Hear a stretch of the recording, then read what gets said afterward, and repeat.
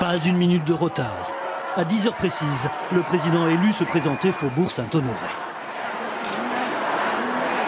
Nicolas Merci crie alors dans la rue une majorité de sympathisants du président sortant. Réajustant sa veste, François Hollande, dont le visage devient soudainement plus grave, fait ses premiers pas dans la cour du palais de l'Élysée. C'est alors que Nicolas Sarkozy, présent sur le perron, va descendre à la rencontre de son successeur sur ce tapis ensoleillé. Suivront 2 poignées de main appuyées afin d'immortaliser la scène pour les photographes. Vient alors le moment traditionnel de l'entretien en tête-à-tête. Durant 35 minutes, les 2 hommes vont s'isoler à l'étage dans le salon doré, le bureau du président de la République. Sans doute pour évoquer les procédures de l'arme nucléaire, mais aussi les dossiers en cours les plus importants. Pendant ce temps, dans la salle des fêtes de l'Élysée sont réunis un peu moins de 400 invités, représentant essentiellement les corps constitués. Mais il y a aussi les invités du nouveau président, les anciens premiers ministres socialistes, ou encore Mazarine Pinjot, la fille du président Mitterrand, symbole et protocole. Alors que le tête-à-tête se poursuit, la voiture de Nicolas Sarkozy a déjà pris place dans la cour et quelques voisins du faubourg saluent à leur manière le nouveau locataire de l'Élysée.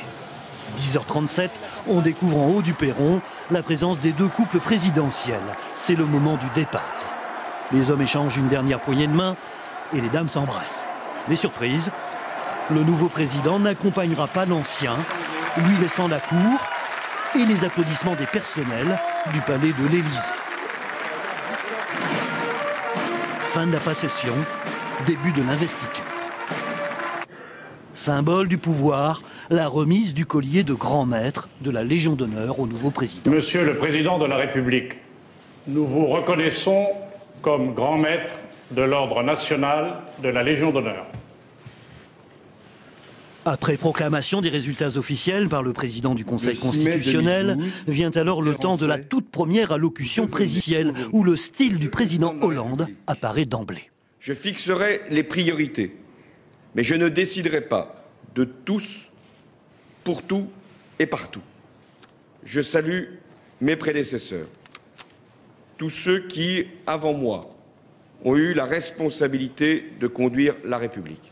De Charles de Gaulle à Jacques Chirac, le président salue alors l'action de chacun et termine avec le président sortant. Nicolas Sarkozy, à qui j'adresse mes vœux pour la nouvelle vie qui s'ouvre devant lui. Puis viendra le temps des hommages appuyés de François Hollande, sans doute pour marquer une forme de continuité aux anciens premiers ministres socialistes, tout particulièrement à Édith Cresson et Pierre Mauroy. Mais pas d'investiture présidentielle sans cérémonie militaire. C'est ainsi que dans le jardin du palais de l'Élysée, le nouveau chef des armées a salué différents détachements. Alors qu'au loin, devant les Invalides, étaient tirés 21 coups de canon en l'honneur du 24e président de la France, le 7e de la Ve République.